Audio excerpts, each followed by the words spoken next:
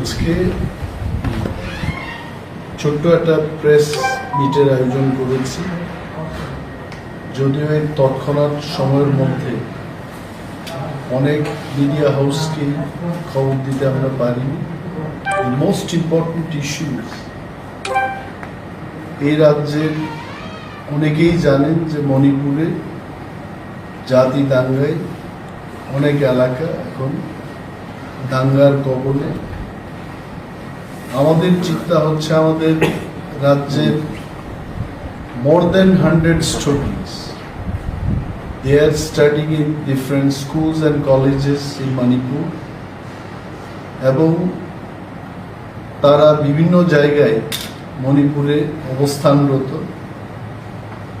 খবর পাওয়া যাচ্ছে যে সেখানে সেফটি অ্যান্ড সিকিউরিটির অভাব বোধ করছে আমাদের ছেলেমেয়েরা, এবং in some hostels, in some colleges, food supply না হওয়ার কারণে খাদ্যাভাব এটাও দেখা দিয়েছে।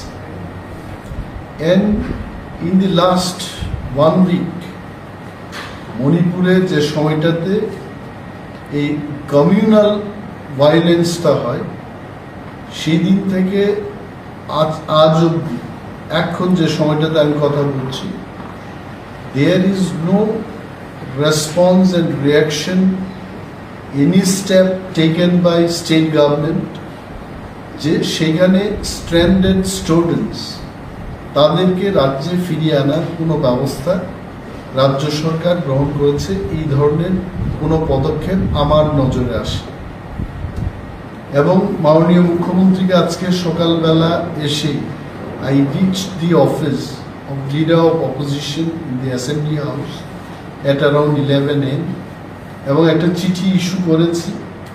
চিঠিতে আমি খুব পরিষ্কারভাবে, আপনারা যেহেতু এখানে আছেন, আমি পড়ছি যে চিঠির বয়ান। I would like to draw your urgent attention to the stranded students in Manipur due to a state of disturbance or communal violence in that area. There are more than 100 students from Tripura presently studying in Manipur. They are facing tremendous security and safety problems at present in their school and colleges. They need to be brought back to Tripura at the earliest till situation becomes normal. এবং মাননীয় মুখ্যমন্ত্রী হস্তক্ষেপ চেয়েছে। আপনাদের মাধ্যমে আমি রাজ্যের মানুষের অবগতির জন্য যাচ্ছি। এখানে বিরোধী দলের অফিস গ্রহণ করার পর এ যাবৎ 37টা চিঠি বিরোধী দলের অফিস থেকে আমি বিরোধী দলনেতা হিসেবে জনস্বার্থে রাজ্যের বিভিন্ন দপ্তর, মাননীয় মন্ত্রী মহোদয়গণ এবং রাজ্যের মুখ্যমন্ত্রীর দৃষ্টি আকর্ষণ করার জন্য অনেকগুলো চিঠি লিখেছি। এবং এটাও আমি বলতে ভুলব না যে এই সমস্ত চিঠির অ্যাকনোলেজমেন্ট, একটা চিঠিরও অ্যাকনোলেজমেন্ট আমি পেলাম। আমার মনে আছে আমি যখন এমএলএ ছিলাম 2003-2008, সেই সময়কার যে সরকারকে আমি বিরোধী দলনেতা ছিলাম না, আমি বিরোধী একজন বিধায়ক ছিলাম। Any letter we write to the ministers, any ministers, even the secretaries, তৎসময়ে কমিশনার পোস্টও ছিল, যারা আজকে secretary. I am sure at that time it was known as commissioner. কমিশনারদের যখন আমরা চিঠি লিখি, at least they acknowledge our letter যে হ্যাঁ আপনার চিঠিটা পেয়েছি, এবং চিঠির পরিপ্রেক্ষিতে দপ্তর বা সরকার কি ভূমিকা গ্রহণ করেছে, পদক্ষেপ নিয়েছে, এই বিষয়ে ওনারা চিঠি দিয়ে আমাদেরকে জানান।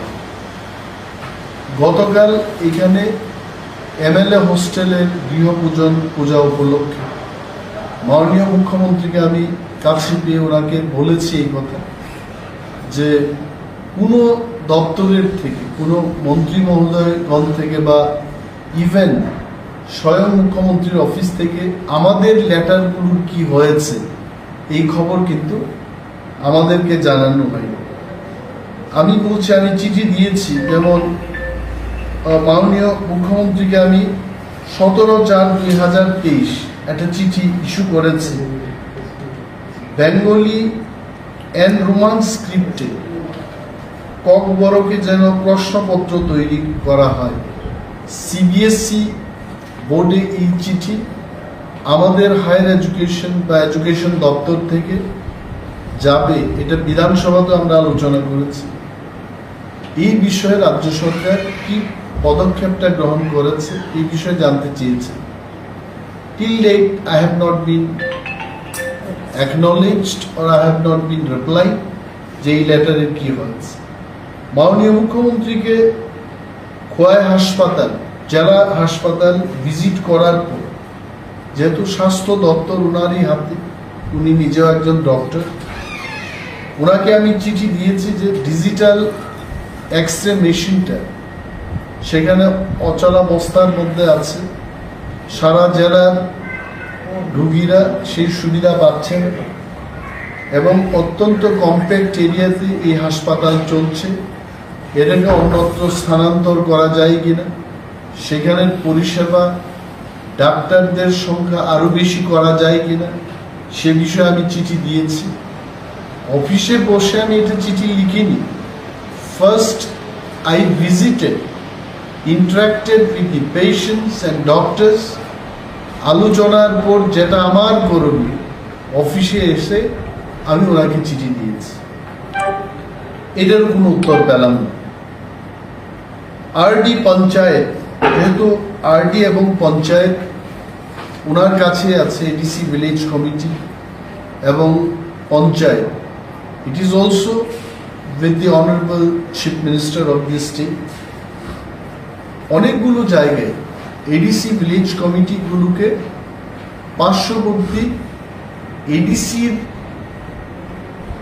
অন্তর্ভুক্ত বা এডিসির এরিয়ার ভেতরে যে সমস্ত রুরাল ডেভেলপমেন্ট ব্লক আছে, সেইখানে ওই সমস্ত এডিসি ভিলেজকে রিঅর্গানাইজেশন করে তাদের আওতায় আনার জন্য এই সরকারের আগের যে সরকারটা ছিল 5 বছরে, বিজেপি এবং আইপিএফটি সরকার, তদানীন্তন যিনি রুরাল ডেভেলপমেন্ট ডিপার্টমেন্টের মন্ত্রী ছিলেন যিশু দেববর্মা, উনি একটা সিদ্ধান্ত নিয়েছিলেন যে রাজ্যে 33টি এডিসি ভিলেজ, যাদের এডিসির ভেতরে যে রুরাল ডেভেলপমেন্ট ব্লকগুলো আছে তার ভেতরে অন্তর্ভুক্ত করা হয়। তো এটা কার্যকর হচ্ছে। এটাকে রিমাইন্ডার দিয়ে একটা চিঠি দিয়েছি, এটারও কিন্তু কোনো উত্তর পেলাম না। এবং আজকে একটা চিঠি, এই চিঠি ইস্যু করার পর সাংবাদিক সম্মেলন করার আগে আমি ভাবলাম যে ওনার সাথে একটু কথা বলবো। উনি একটা মিটিংয়ে ব্যস্ত আছেন, আমার নাম্বার ওনার পিএস দিয়েছেন। আমি ওনাকে জানাতে চেয়েছিলাম যে চিঠির আর্জেন্সি কি, কারণ আই ডোন্ট নো এই চিঠি যাওয়ার পর যদি এই চিঠিটা আজকে না দেখে উনি 3 দিন বাদে 4 দিন বাদে দেখে, this is a matter of urgency. ছেলেমেয়েরা, গার্জিয়ানরা এখন অনেকেই চিন্তায় আছেন। বিশেষভাবে ইন্ডিগোর যে বিমান পরিষেবা ইম্ফল এবং আগরতলার মধ্যে চালু আছে, দেখা গেছে যে আগামী 10 তারিখ পর্যন্ত কোনো টিকিট পাওয়া যাচ্ছে। তাহলে ইন্ডিগোর কর্তৃপক্ষের সাথেও রাজ্য সরকার এই বিষয়ে কথা বলতে হবে যে বাড়তি ইন্ডিগো সার্ভিসের চালু করার জন্য। মণিপুরের যে সমস্ত এলাকায় ইম্ফল থেকে দূরে আমাদের ছাত্রছাত্রীরা আছে, এসকর্টিং করে তাদের ইম্ফল এয়ারপোর্ট পর্যন্ত এনে রাজ্যে আনার জন্য এই বিষয়ে মণিপুর সরকারের সাথে কথা বলতে হবে। তো এই বিষয় নিয়ে আমি কথা বলতে চেয়েছিলাম, তবে আমি আশা করছি উনি মিটিং শেষে নিশ্চয় কথা বলবেন, আমি ব্রিফ করব। বাট রাজ্যের মানুষকে এটাই আমি বলতে চেষ্টা করছি যে the government is not playing a active role.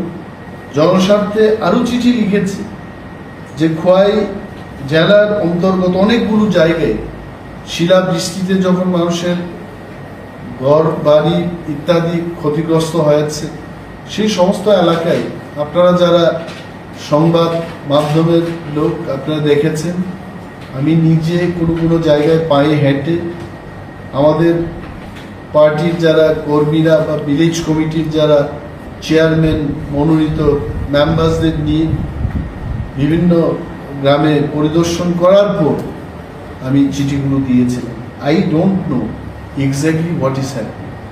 আমি সরকারের কাছে অনুরোধ করব যে সরকার যে কোনো মাননীয় বিধায়কগণ যখন চিঠি লিখবেন বা নিজের এলাকার উন্নয়নের জন্য জনস্বার্থের কথাগুলো যখন উল্লেখ করে চিঠি দেবেন, অন্তত এই বিষয়ে সরকারকে মাননীয় বিধায়কদের জানানো উচিত।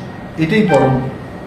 So I don't know why this culture has been abolished, এবং আমি অনুরোধ করব এবং সরকারের কাছে এটা দৃষ্টি আকর্ষণ করছি যে এই বিষয়ে সরকার অতি সত্বর পুনরায় যে সুস্থ কালচার, বিরোধীদেরও একটা ভূমিকা আছে, ওনারাই বলছেন যে আপনারা দেখান যে ওয়ের উন্নয়নের কোথায় দরকার আমরা দেখাতে চেষ্টা করছি।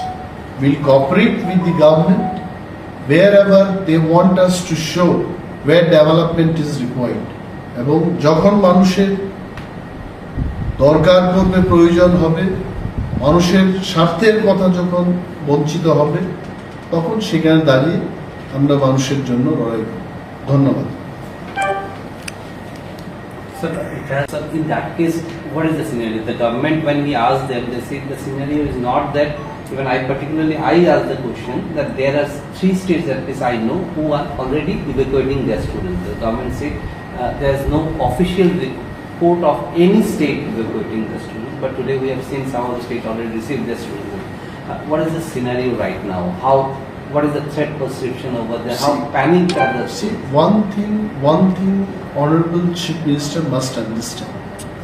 Sitting in Agartala or sitting somewhere in this state, we cannot feel the heat of communal violence in Manipur. We must have to understand the pain and the fear and the problem of safety and security through those people who are presently in Manipur. If there is no problem and if there is no heat of the communal violence faced by the students, why the students will call their parents? Why the parents will approach to us? Maybe no one has approached to Honorable Chief Minister directly, but it does not mean that there is no problem in Manipur. As you say, already 3 states they started evacuating their students. It is the wise step actually. Should we wait? Amra ki opekha korbo je something happens there, then only we start evacuating our students? Wiser step will be, before any accident takes place, before anyone dies, আমাদের কোনো student মারা যাওয়ার আগে তাদেরকে evacuate করার প্রয়োজন। And that is why, to bring the attention of the government, I have called this press meet. এটা আমাদের কর্তব্য। If I was in his position, probably 2-3 days back itself, I would have taken all these steps. এটা তো আমি ব্যক্তিগতভাবে স্টেপটা নেব না। The government machinery, secretaries are there, transport department is there, government is having money for all these kinds of situation to take it. So I'm not going to spend, or Honorable Chief Minister is not going to spend money from his own pocket or his own salary. It is a matter of instruction and to make a strategy to combat this situation. So I think whatever Honorable CM is telling, I think I cannot agree personally. Before anything happens, we have seen so many churches, so many villages are under attack, under fire. In this situation, we cannot allow our students to be in Manipur. Till this situation becomes normal, they should be evacuated and this should be brought back. They should be handed over to their parents. That is why government is required. যদি আমাদের ছেলে মেয়েদের জন্য নিজেরাই সব কিছু করতে হয়, তা সরকার কেন দরকার? কেন মেশিনারি দরকার? তাহলে কেন্দ্রের থেকে যে টাকাগুলো আসছে স্ট্রেট ওইখান থেকে প্রতি ঘরে প্রতি অ্যাকাউন্টে টাকা দিয়ে দিলেই পারে, কমিশনারও দরকার নেই, ডিজিপিরও দরকার নেই, মুখ্যমন্ত্রীরও দরকার নেই, বিরোধী দলনেতারও দরকার নেই। যা বাজেট হবে 26,800 কোটি টাকা divided by number of family দিয়ে দাও সবাইকে। Government has got a role to play. এই সমস্ত সিচুয়েশনে কোনো ব্যক্তি বিশেষ এটাকে সমাধান করতে পারবে। Here is the role of the government. So I appeal to the government. Government should take immediate action and should take step to bring back the students. Thank you. One of the elected representative of TTADC has taken a step. I've seen in social media some 50 students are being brought back. Sounds seen to that. Yeah, see, this is what is the positive step. If TTADC, much smaller administration than the state, TTADC's budget is only 2% of the state budget.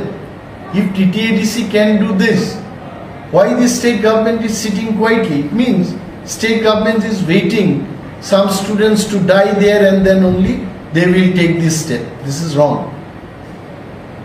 Honorable CM himself is a doctor, well qualified chief minister, among the chief ministers in the whole of the country, and I am sure after this press meet he will definitely take the needful action. Thank you.